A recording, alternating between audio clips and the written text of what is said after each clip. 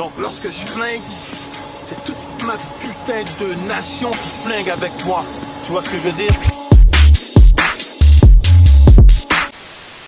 Welcome back, everyone. This is Puto with 3 rounds. This is 3 rounds live, number 203.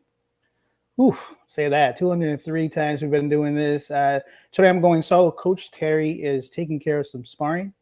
This is boxing. This is no off season, so he'll be taking care of that. We'll be back on next week and continue everything going from there. So.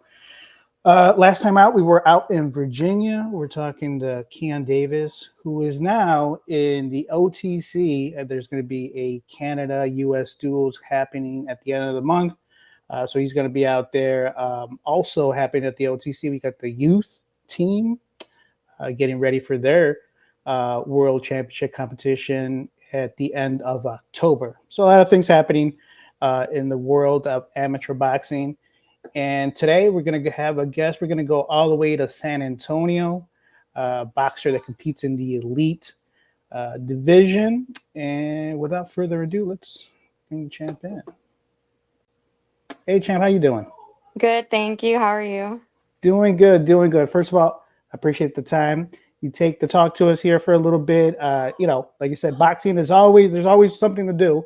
And taking a little bit of your time to talk to us here for a little bit is appreciated. So go ahead and say your name, city and state, and the name of the gym that you train at. I'm Amanda Sendejo. I'm originally from Floresville, Texas, but I now live in San Antonio and I train out of Pure Technique Boxing. Pure Technique Boxing, definitely. We'll get into that. Who's behind that? One of my favorite coaches, Coach May's out there, but.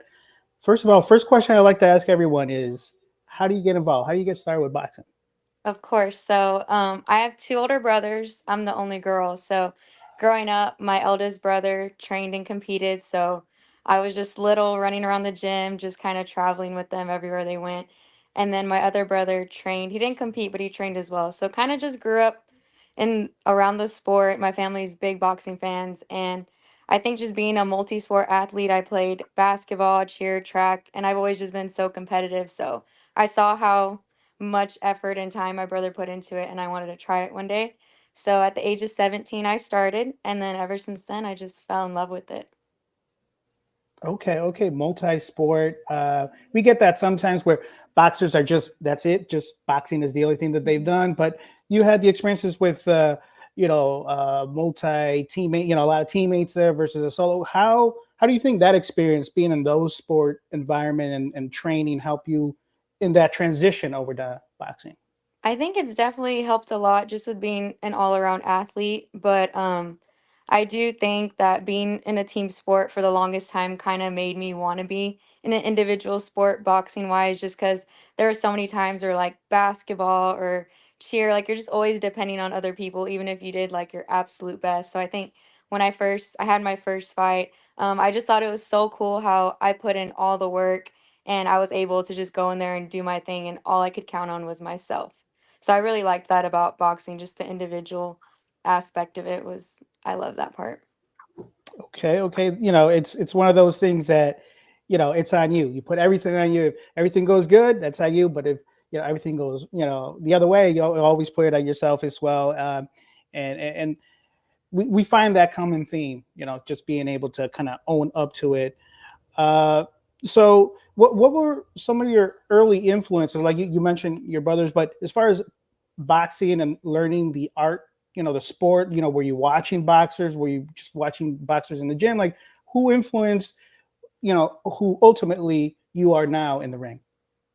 Honestly, I watched a lot of boxing growing up, but I don't think I ever had anybody that I was just like obsessed with or I was like I want to be exactly like that. I think my journey was I had my first fight after about like 4 months of training, ended up winning and I was like, "Oh, like I could actually do this."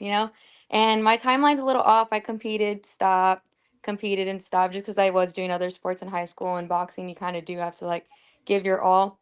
And I Mhm. think when I went to my first national tournament in 2021, I didn't win. I didn't win a first couple of my national tournaments, but I saw the girls I was competing against, the girls who had 80, 100 fights, and I was fighting them, and I had 5, 6, 7 fights at the time. And I Hmm. just saw like they had been doing it since they were little, and all of them were just so humble. They would come up to me after the fight and like just tell me like I have a chance at this, like I should just keep going. And I think just seeing all of them and just being like I want to get to like where they're at. Like if they told me I have a chance, then I can do this. And I think it was just every day in the gym, just wanting to perfect my craft, just always trying to be the best me. And I think that's what drives me to be a better boxer. Definitely, definitely. And there's always a lot of uh, good things that happen. Getting your hand raised. You can't compare that with anything else. Hearing your name at the end, especially going through that training camp that can be tough and rigorous, and be able to get those results at the end. But it doesn't always pan out like that, right? Hmm. For some reason, there's setbacks at every corner. I've seen some of these setbacks taking individuals out of the sport. They're like, I'm just gonna do that. But for you, like some of those setbacks, especially at the national, like what kept you coming back to the gym and just keep going? I think my first setback's definitely like just not winning my first national championship, but I think you kind of just have to be a realist with yourself and realize like, when I was competing, it was like these girls have been doing this for a really long time. Like I'm barely scratching the surface, like I'm brand new to this game. You kind of have to give respect where it's due. And I just think after a while boxing, like you do have to realize like this sport does take time to develop yourself as a fighter mentally, physically, like it does take time. And I think I realized that early on that was like, okay, like I am athletic, I am in shape, but these girls have been doing it for a really long time. And I just need to keep working at it, keep perfecting myself, and just taking pieces of all the stuff I've learned from different fighters. And I think that's why I've been able to clutch out a couple of wins lately, is just because I finally developed myself as a fighter, learned my style. Like it takes time, and I think people need to realize that about this sport. Like it's not basketball, it's not track. Like you can't just practice for a month and then like get out there. Like you got to put in the work, the time, the hours. Like it doesn't happen overnight for sure. Definitely, definitely. I love the perspective, and it's you know getting to that perspective. I think is the toughest part for some boxers, and just having that already. As you kind of continue your boxing journey, just makes every step a little bit you know that it's a marathon, right? It's Hmm. not going to happen overnight, especially in the amateur level, and that's what the amateur level is for. It's for learning, experience, putting different styles in front of you, and all that. So, how many bouts do you have so far? I have, I believe, 23 right now. 23, 24. Yeah, Okay. still, I don't have too many. When I started out, I was already like 17, 18 years old. So I was already fighting at the elite level, a small weight Hmm. class. Never been too many girls around my weight. There's probably like two of us here, like in South Texas. Even in Texas in general, it's very Hmm. rare that I get matched up, but I try to get as many as I can. Yeah, and out of those 20 plus bouts there, do you have one that stands out so far? Maybe it was one that you learned a lot from, or maybe it was a great win against a tough opponent that you had faced before. Any bouts that stands out I to you? think I think definitely my last two national championships that I won, just because this past year I finally graduated college.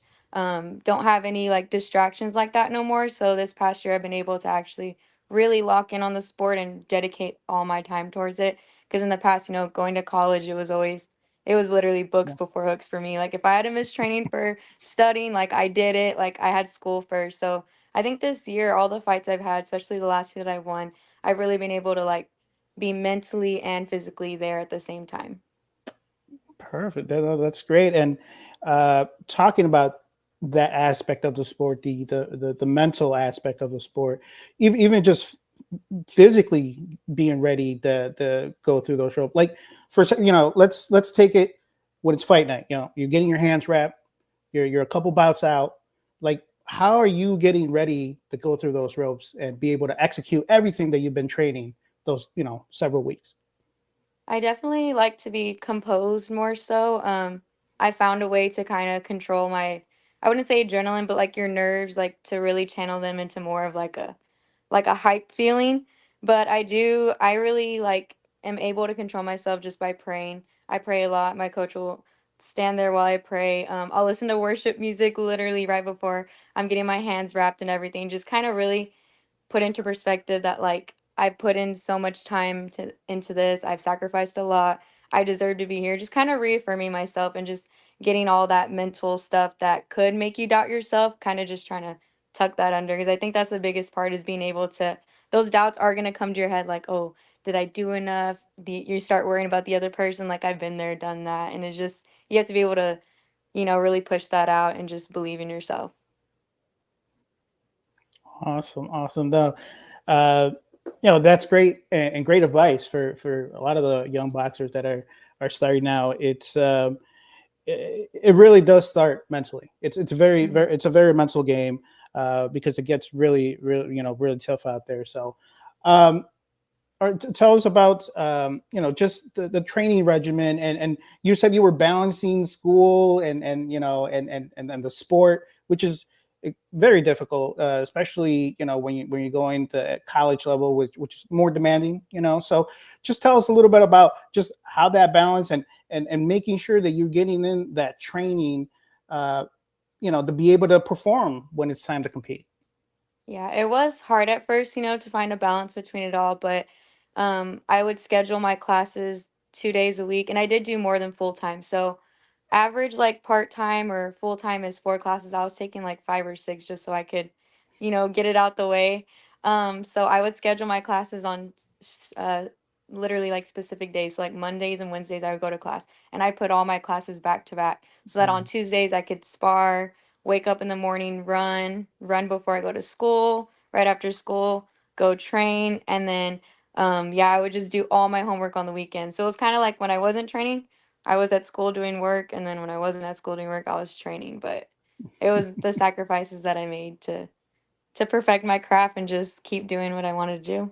Definitely, definitely, and you had mentioned earlier on about well now it's growing, but we tend to see more females involved in the sport at the amateur level. At the pros, there's like a you got Amanda Serrano, Claire Sechille, like there's the the women's side of boxing and the pro and the amateur is definitely growing, but like for sparring, are you sparring males? Are you traveling for sparring? Like, how do you get that working? Because you can do all the drills and everything, but you need that sparring to perfect some of those real time techniques. Yeah, definitely. Finding girls that are like exactly my sizes Hmm. doesn't really happen actually.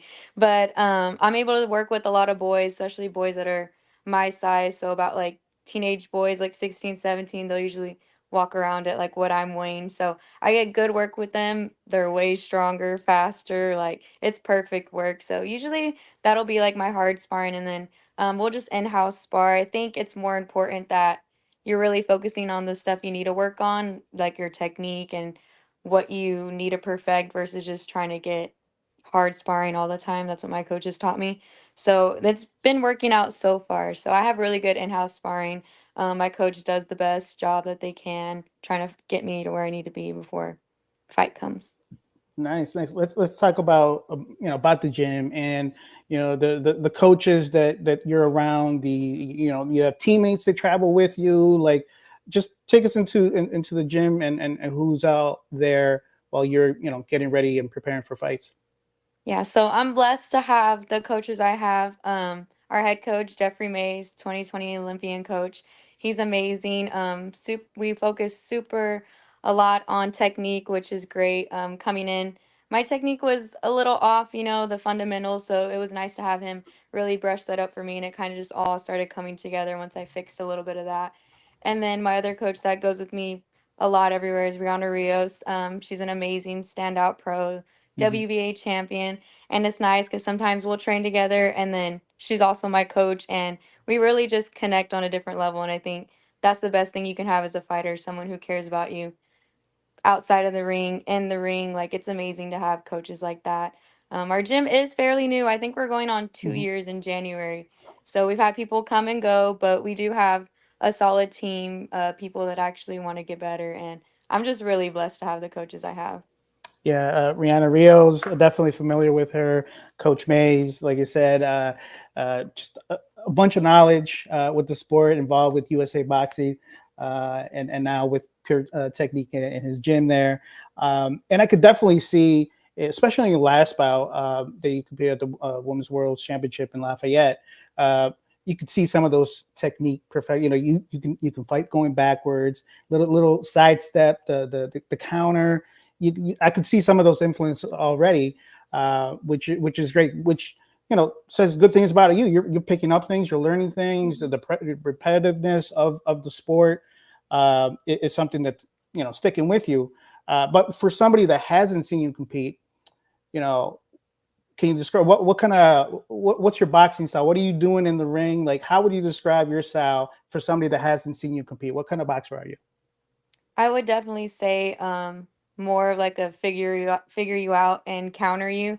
I do like to study my opponent a little, and I've gotten the hang of being able to really just stay on the outside, kind of not yeah, like set stuff up a little much, but I'm not gonna sit there and exchange with you, or I'm kind of gonna see your flaws and then counter off of that, or just really figure out what it Mhm. is that you're trying to do to me, and then kind of just counter that. No, that's Yeah. probably the best way to approach it. I know that especially more casual fans we just want to see people just swinging their arms and Mhm. seeing who falls down first, but there's a craft to it, and that's why, Yes.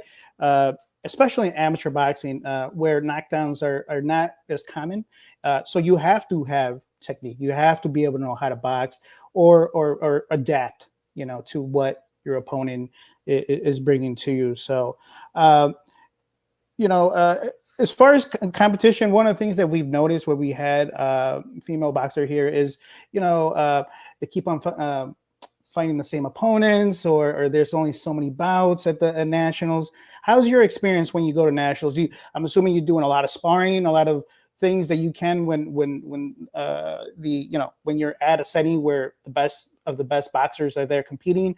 But are you kind of looking at other boxers when you're there waiting for your bout to come up because you might be towards the end of the tournament? Like, how do you deal with that when maybe there's not as much competition as you would hope for?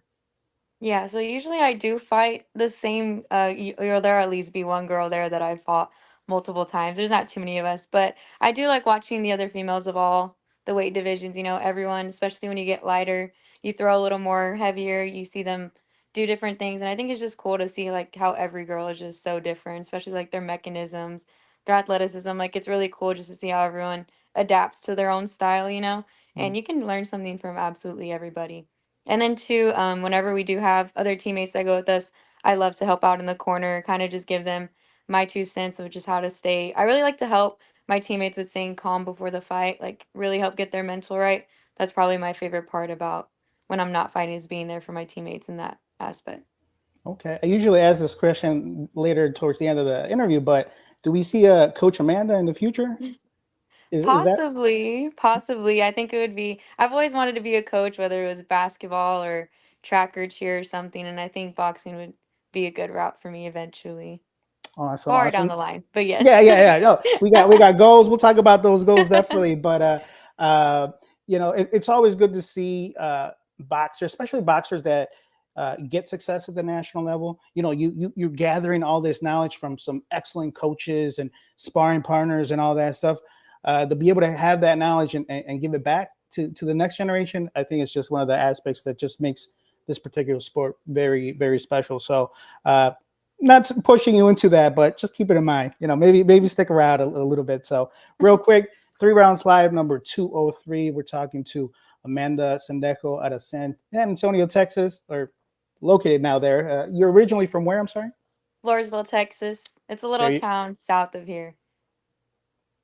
Gotcha, gotcha.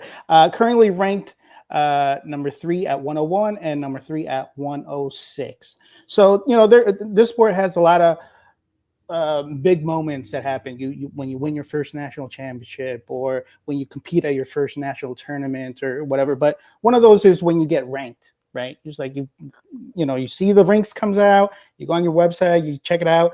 How was that for you when you saw that you know what, I'm listed among some of the best in the nation? Yeah, so it was 2021 I had my first national tournament. I didn't really understand the whole like ranking system or anything first. Like I went out there, one of my old teammates, he had been going to a lot.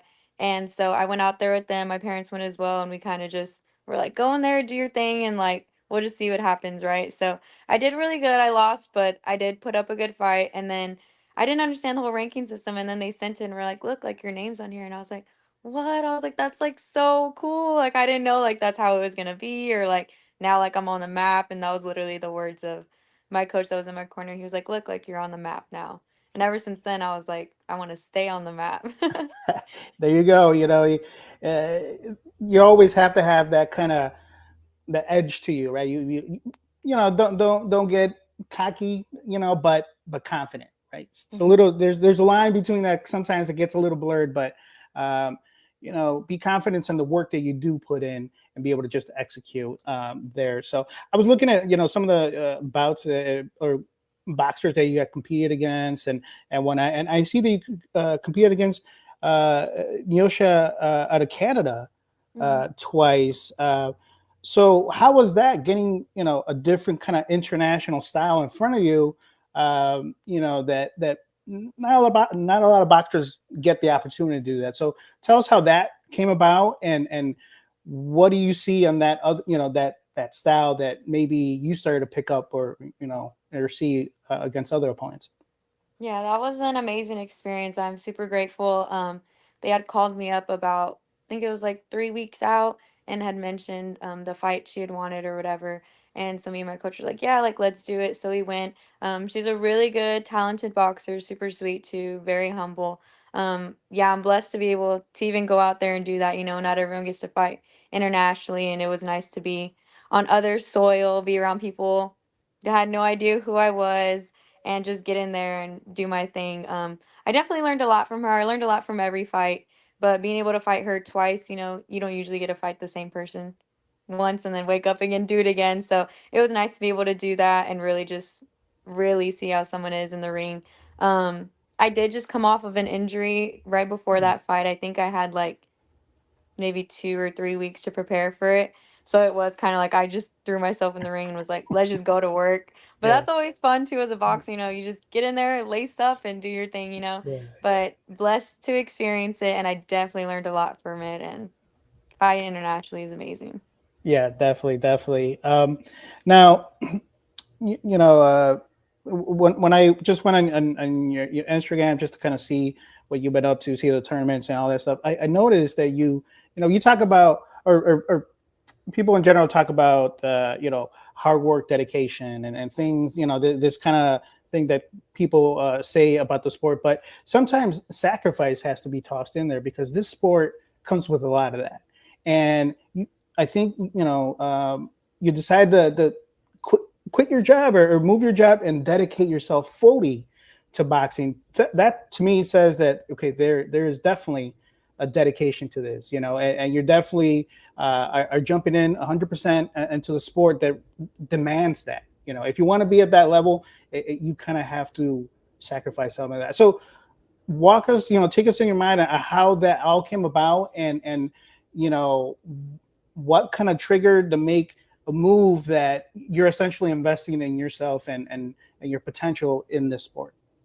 Yeah, so just to go like a little further back, just when I was in college and doing boxing, like I wasn't exactly where I wanted to be in the sport, but that's because I was dedicating most of my time mentally to school and mental aspect. I didn't realize until during that time that it is important in boxing if you want to compete with these top boxers. So once I graduated, I did notice a significant change in my skill, just like my mental well-being, being able to be more prepared for fights. So I already saw that part of me. And then just whenever I finished college, I planned to not work so I could focus on boxing, but I kind of was just anything I do, I like to give my all. And once I graduated college, my dream was to work for the Spurs, which is really hard to do. Everybody wants that job, so many applicants, and I was able to get in.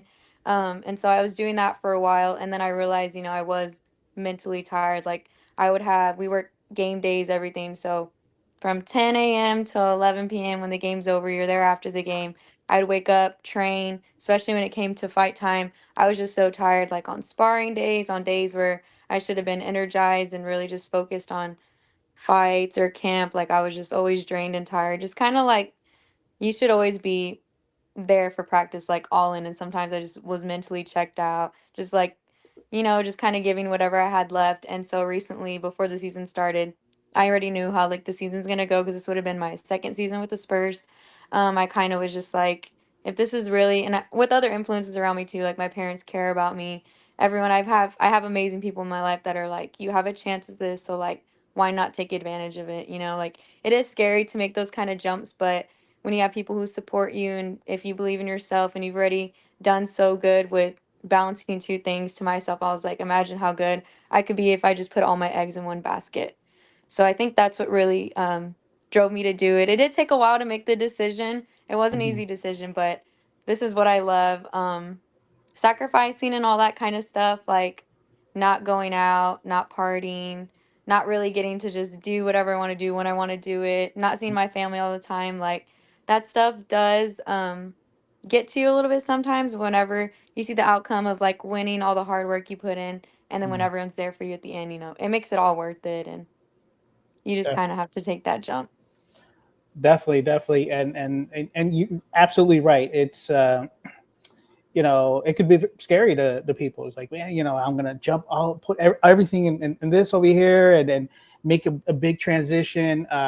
But I think the journey, that transition, that whole thing is what's worth it, right? Because you'll come out a different person at the end, right? That's Yeah. it's and that's just part of the just process, life in general, just making those big moves. So, but I found that to be just that just tells me your commitment to it. So one of the things that a coach loves is a committed boxer, and I can only imagine Coach Bates just being ecstatic of how the potential you can see in the near future, right? Like just seeing some of your bouts and the skill and everything that could come up uh, makes it exciting to see what's up next. So yeah, that's sacrifice is definitely one of those things that kind of gets overlooked, but it's definitely part of the sport that you know gets a bad rap. Boxing, you say boxing to the general public, and they think people swinging and just kind of hitting the just getting injured or whatever the case may be, whatever that black eye that it has. I- Is there, you being a part of the sport, competing at a high level, knowing what it takes to actually compete, is there anything that you wish people knew or understood better about amateur boxing? Yeah, I would definitely say what I mentioned earlier is that you can't learn this overnight. I feel like a lot of people come in the gym and they're like, oh, I want to fight, this and that, and say they get their first fight and they lose, or they come in the gym and they're just like, I'm not getting any better after like 6 months, and it's like, okay, you really got to put in the time. Like even 6 months isn't enough time to get in the gym and start beating up on everybody. Like everyone gets their fair share of getting beat up on, losing. Like it's part of what comes with the sport. It took me a little bit to learn it, but once you do learn that, you start to recognize like, okay, you can't beat yourself up over these losses, or you will get stuck at some point where you're progressing, you kind of just stay stagnant, and then you're progressing again. Like it's one of those sports you just got to keep going, but you do have to be real and recognize what you're doing wrong, or for instance, like what you're not sacrificing to get better. Because if you're in the gym, just because you're in the gym every day, it's what are you doing outside the gym? And your coach can't be there holding your hand either. So people have to realize like this does take a lot of effort and time inside and outside the gym for your mental and physical Definitely, well-being. definitely. Which is key, right? It's key. You gotta be fully invested, everything, and get in there. Um, what are some of those short term goals? I'm assuming with that big decision that you just did. I'm sure we're going to see you at the national championships in December. Like what do you see happening in the next year or so? What just competing more national, international? What do you got planned? Yeah, so for sure, nationals in December, and then our plan was to turn pro in 2025. So that's the main reason of like really putting the job career with my degree to the side so I can really do this full time. So that is the plan. It just depends, if I'm where I'm at, if I'm where my coaches want me to be with my skill and everything wise after nationals. But nationals is the next thing in our radar, and then after that we'll see. But yes, going pro for sure eventually in the future. Okay. Now, you said that you kind of started on and off in boxing. Like you started like 17. You were doing other sports. When did uh, when did pros start coming in the picture? Yeah, so started at 17, had my first fight, and then I don't think I competed again until like 2 years after that. Competed like maybe twice, and then I didn't compete again. It was just very off and on. Like Hmm. it was hard because I was from Floresville, so I was having to drive to San Antonio back and forth. And then I was in high school. I was in basketball. It was my senior year, so I kind of was just like all over the place. And then whenever I graduated, I was like, okay, like I told my dad, like this is really like I want to do boxing, not like at a pro level, but I just knew like I just wanted to be a really good boxer. That was my goal. So I started training a lot. I didn't compete too much just because I didn't think I couldn't get a lot of fights. One, but two, I just wanted myself to be really good before I would step in the ring again. So I trained a lot, didn't compete too much, and then 2021 is when I went to my first nationals. And after that first nationals, I was like, okay, I want to get up there with those girls. Like I want to be there. So trained even harder. I kept going to national tournaments year after year, and I think probably the end of my senior year in college, so about like a year ago, I was like, I think this is what I want to do for a living, just because I had already sacrificed so much time and effort, and I loved it. Like I love training. I don't know if people say that, but like I genuinely enjoy training. Like working out's one of my favorite things, literally just being the better me. I love, like if I'm running, and I'm very competitive, like I want to be the first one to do everything. So I love just the competitiveness of the sport. And I think last year is when I realized like, okay, this is really like this is what I want to do. Like I love it, and I just don't think I could see myself without it. Awesome, awesome. Now, you really love everything that you do. I mean, I'm sure those training regimens got to be kind of tough. Or you gotta. I mean, I know Coach Terry, he's not here, but he hates running, but that's part of it. So, is there something that maybe you don't mind doing, but you don't like that much, or everything's all good? You're just a training fanatic that you just that's what you love to do. I say probably the only thing I don't like is waking up really early to go to strength and conditioning. I'll wake up like at 6 or 7, sometimes 5, if I need to get it in, get it over with in the morning. But I do love running. It's a weird thing to say, but I was a runner all throughout high school. I was on cross country, track, all 4 years. So I've always running's like something I've always just been naturally like just wanted to do naturally Mhm. gifted at. So running, I'm glad I like running because there's a lot of boxers that hate running. I'm like, man, I can't imagine because that when you don't like running, that does suck. Yeah, yeah, no, it's a challenge, but it's part of it. You kind of have to do it. You got to be able to have that condition. And more recently, there's more of an emphasis on strength and conditioning, right? Before it was the boxing training was the strength and conditioning program, like that. Everything was happening as you train for boxing, but now you have, especially pro boxers have their own kind of coach that handles that. How does strength and conditioning come into your kind of training regimen? Do you have a separate uh, boxer facility you go to? Is it the same coaches? How do you get that in? Yes, I go to a different coach. There's a lot of strength and conditioning coaches here in San Antonio, so I go to a different coach. I'll probably go, especially when it comes to camp, I'll go 3 times a week, so Monday, Wednesday, and Friday. And it's mainly we'll do like agility, push workouts, hit workouts, conditioning like the rower, the bike, the skier. So everything that doesn't involve putting on gloves. And you think it's really helping you in the ring? When you're trying to go, a second gear or bite down or something. Do you feel like you have that extra fuel in the fuel tank to get through it? Yeah, definitely. And I think too, like it just helps out mentally because with strength and conditioning, you're pushing yourself to new limits, whether it's conditioning wise or weight wise. Like I just think doing that's good mentally because you're really pushing past that second barrier when you're tired, whether it's lifting more or pushing more weight, pushing a sled, like whatever it is at the time, like when you are tired and then your coach just tells you like keep going. Like I think that's a good mental block to get through. Okay, definitely, definitely. Now, you mentioned, that you're either you were training or going to school, or you're always kind of thinking about, gain up and running and do all that stuff. What are you doing when you're outside the gym? Like when you're trying to just unwind, there's step away. You don't, you know, burnout is very real in some instances. So how do you kind of balance that and kind of step away from it a little bit, just enough to recharge and then get back in it? Yeah, definitely be with my family. I'm big on family. I was raised like that. So just being able to go home, I'll go on the weekends sometimes. My family will be there when I fight. So especially after I fight, I'll spend like a whole week just being with them, doing whatever it is I want to do without having to stress about going to the gym or whatever. The most I'll take off is a week. Then I'm back in the gym ready. But I love to be with my family and kind of just do whatever. Just being with them honestly is enough for me. Awesome, awesome.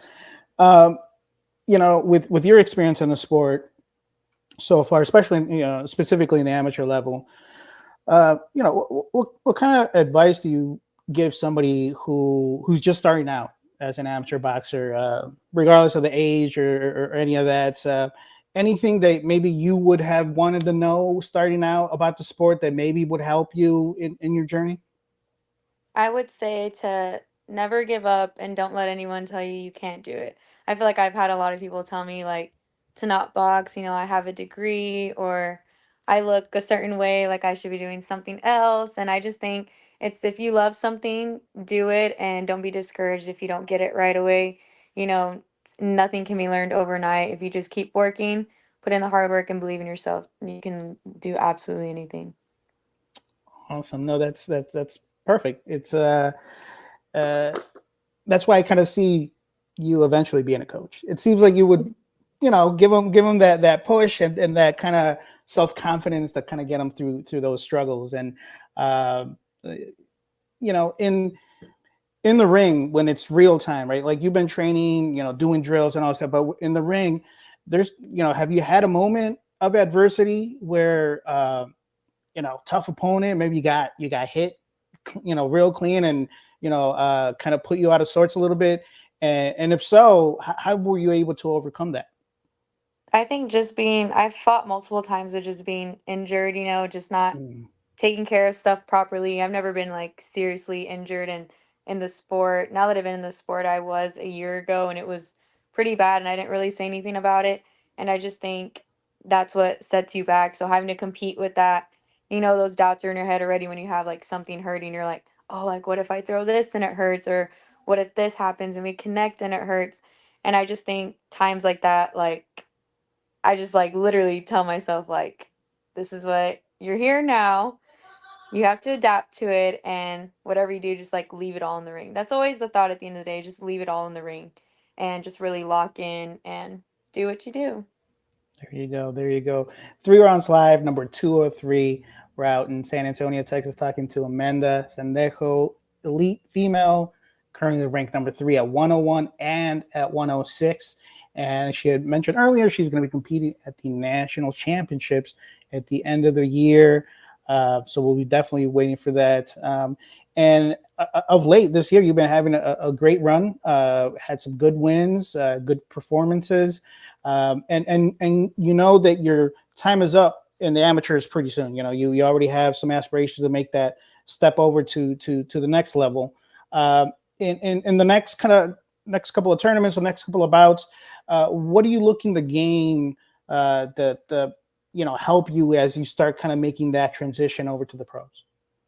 I would say maybe more of just like seeing where I'm at skill wise, being able to really execute what me and my coaches want me to execute before I do turn pro. So just being able to remain calm in the ring, really just stick to my game plan and not fall into their game plan. Just stuff like that. That's really important before going pro. I really want to be a seasoned fighter, really be confident in myself and my craft before I do turn pro.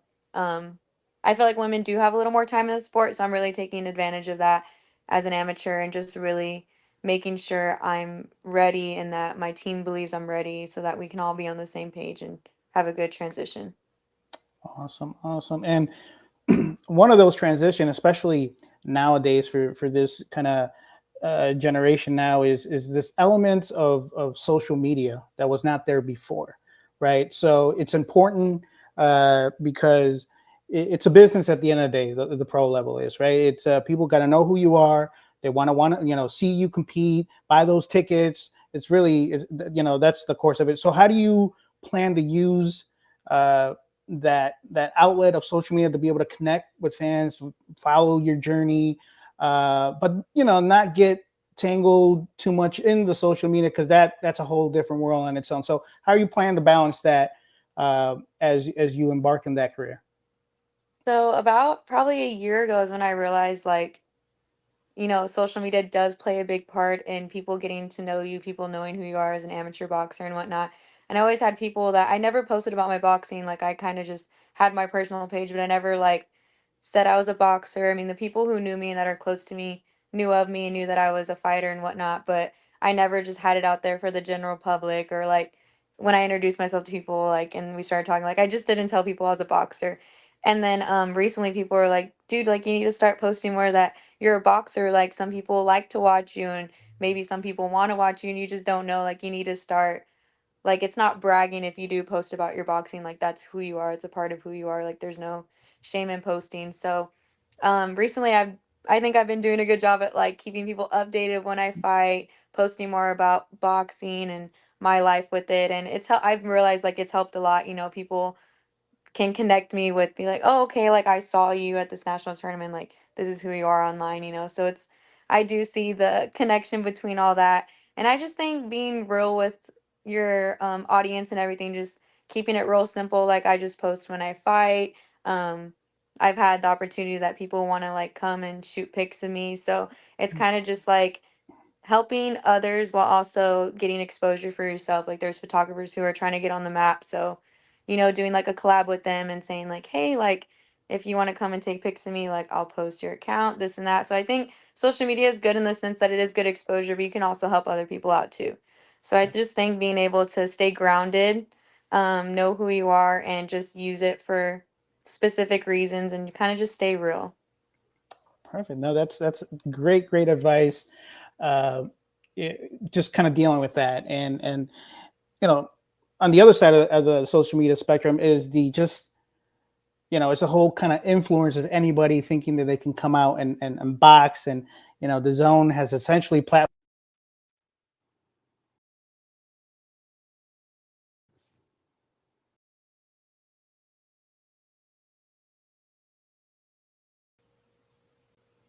not sure what happened there. So I appreciate everybody sticking around. So I guess to my question essentially is, how do you think the impact of that social media and all them getting, because they're getting money, the cards are selling, there's a lot. Do you have any thoughts either way on it?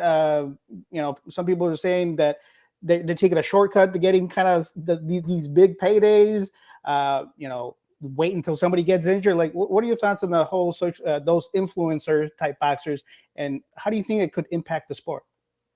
I do think it's cool that they are bringing in a whole new crowd, which means more fans for people like say on the undercards. I know they do put boxers that have been doing this a while that made their way up and stuff, but I honestly don't watch them because I just don't think like they didn't put in as much. They weren't, not that you have to be in the amateurs to be a pro, but they didn't put in Mhm. all these years to, get they didn't get the stepping stones. Like they were just famous on social media and were able to turn that into a money making thing. But at the end of the day, like I think we have to realize like our sport is like anyone can go pro, unfortunately.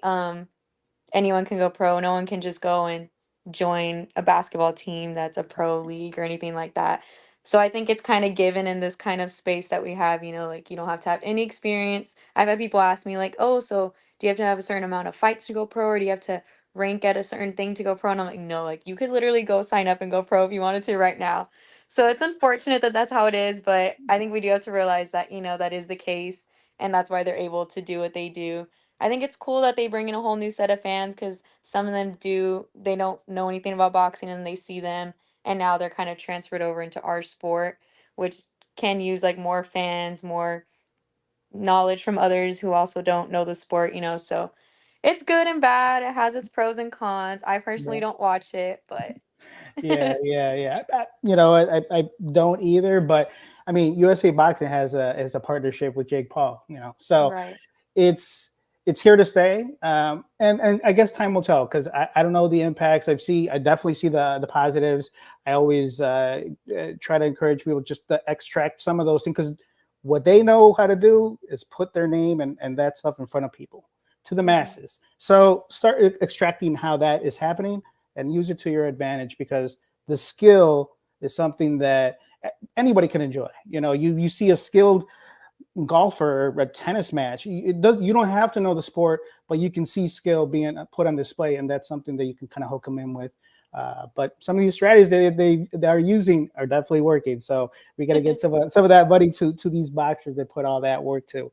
Uh, this is like you said, from the get go. This is more of a very individual sport, right? This is you. Even though you do have your coaches, your teammates, you're always in the gym. There's always people around, but it's one of those that teaches the sport teaches a lot about yourself, right? As an individual. So what kind of things what has boxing taught you about yourself? I think it has definitely taught me that I'm capable of anything I can put my mind to because I've been able to juggle boxing with school, juggle boxing with work, and I just think whenever times do get hard, and I'm very religious, so I rely solely on my faith and I pray a lot too. And I just think when you're grounded and you do have a set goal in your head and you believe in yourself and you I think surrounding yourself with people who genuinely do care for you and want the best for you, I think you can absolutely accomplish anything you want. And I've had moments in my life where I've kind of doubted just a little bit, but pushed those doubts out and really just locked in and was able to secure a win or maybe just reach a new level. Like I think I just realized like I can literally do anything I set my mind to, and I don't think I'll ever let anybody tell me I can't. That's great. And a lot of people tend to say things like that, but it seems like it's genuine. I think you've had those obstacles, you've had those tough, where you couldn't, the wins weren't coming as easily, especially in the beginning. But being able to stay on course, being able to stay on track, and then now you're starting to gather and seeing the results, it's just having that mental fortitude to be able to keep going forward and reaping that. It's kind of like climbing out of the mountain. If you don't go to the top and see, you're never going to see what's on the other side, and it usually is something better. So that's always good to see. um you know Boxing, there's a lot of things that could improve in the sport of boxing. With your perspective, being in there, being a competitor, being in the corners, what do you think would be something like, if you had a magic wand and you could change anything about the sport of boxing, what would you change? Hmm, that's a good question. I think they're doing a really good job about putting women on a little pedestal now because there is not a lot of girls in the sport.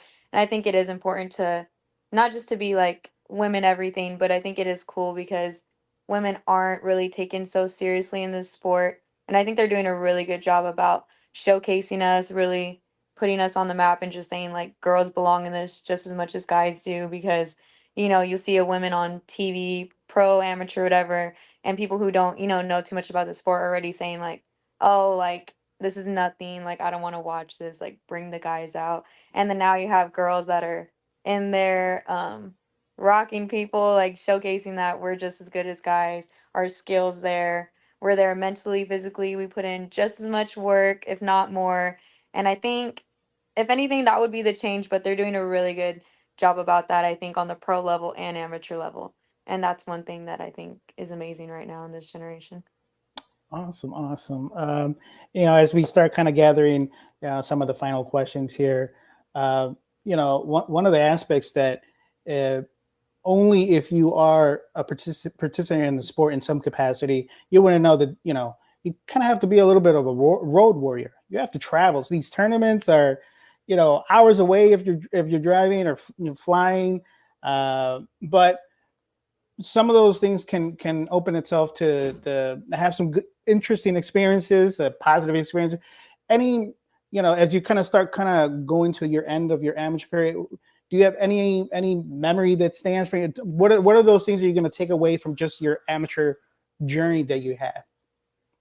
I think just being able to, like I said earlier, just have being blessed with such great coaches, like when we go out there, when it's time to fight, it's time to fight, but they're also there, like we know how to put boxing aside and kind of just joke around, laugh, get my mind off the fight a little bit, and then when it's time to lock in, it's time to lock in. I've never been now that I've been boxing, I've traveled to a lot of places, never so much as a kid. So I think it's nice to be able to experience that. I do hate long road trips. Those are the worst, especially leading up to a tournament, like you're just like, I just want to snap my fingers and get there, but that's not possible. So those long car rides do suck, but it's nice to be able to experience those things with the people you really care about and the people that you've been in camp sacrificing all your time and energy with. So it's nice to be able to really just bond with them on those trips, and then especially when you get the win, it's so much better coming back home. Definitely, definitely. And but there's always what do people say? It's never a loss. It's always a learning. You're always learning and experience. It's so very much true, especially in the amateur boxing world. You know, not unlike the pros, where a loss can really mean, it can really dig you a hole in as far as opportunities. In the amateur, that's what it's for. You're here to learn, and adapt, and continue being. You'll gain as much as you put into the sport, and like you said, it facilitates going into the pros because there's really no restrictions, as you had pointed out earlier. But you're able to learn as much as you want to, and that's great. So, yeah. So, go ahead and give out any shout outs, thank yous to people that have helped you get to where you're at so far. First off, thank you, Coach Mays and Coach Rios. They're there with me all the time, always there for me, mentally getting me ready, physically getting ready. They're always there for me in every way and sort. Thank you to my parents. They sacrifice just as much as me. I'm blessed to have amazing parents that care for me and want to see me succeed and are able to help me get there. Thank you to all my family. We run deep in Floresville, Texas, so thank you to all of them. They're always with me everywhere I go. And just thank you to everyone who's been following me lately. I appreciate everyone who's been watching me and everyone who just wants to see me win. And I hope that I can inspire anybody, anyone to just do whatever it is they love and to just keep going. Awesome, awesome. Now, uh, so you still have some work to do at the amateur level, but I'm assuming you're sparring with pros. You're starting to see what that pro world is like as far as the pace of the pro boxing style. Because amateur and pro is two different worlds. Amateur, it's about landing punches and landing a lot of punches within a certain amount of time. Where the pros, you gotta pace yourself a little bit. You have Rihanna Rios right there as a pro, kind of. I'm assuming you're leaning on her to get some of that advice. Like how are you using some of those advantages that you have of having pros around you and having some of that already are already in the world that you're going to step into? How are you leaning to get advice? What kind of things are you asking them to make sure that you make the best decisions when you get to that point? Yeah, having them is definitely amazing in the gym. Sometimes when I'm in sparring, we're always working on different things. So she'll tell me like, "Hey, like this time I want you to like be more calm, sit down and like pick your shots." So that's more of like your pro style, like picking your shots, not just throwing little flurries and getting to the side. So more kind of just like pick your shots, set your stuff up. When we're on the mitts, it's like change the speed and let a hard one go. So more of like her style, she's kind of putting on to me a little bit. And I picked it up really well. So it's nice to be able to connect with someone like that and really just be able to soak in everything that she has to offer. Awesome, awesome. And I have to ask you, we got a big bout coming out this Saturday. We have Canelo against Berlanga. Who do you have? What do you think is going to happen? I mean, I'm a Canelo fan, but I'm not like a huge diehard fan, but I just think everything he does in the ring is amazing. He just is, you can just tell he's perfected himself to the T, and I just think he adapts so well. So I think he's gonna win, but you never know in this sport, Yeah, right? yeah. I do think it's gonna be a really good fight. I think they're both gonna go in there and showcase everything they have. I do see Canelo winning in the end just because he's Canelo. Yeah, most definitely, most definitely. Pro boxing. They always say, boxing is dying. Never the thing. There's always very much excitement into it, and I love seeing that the women's boxing is really exploding. You know, we have Mikaela Meyer has a big bout coming up.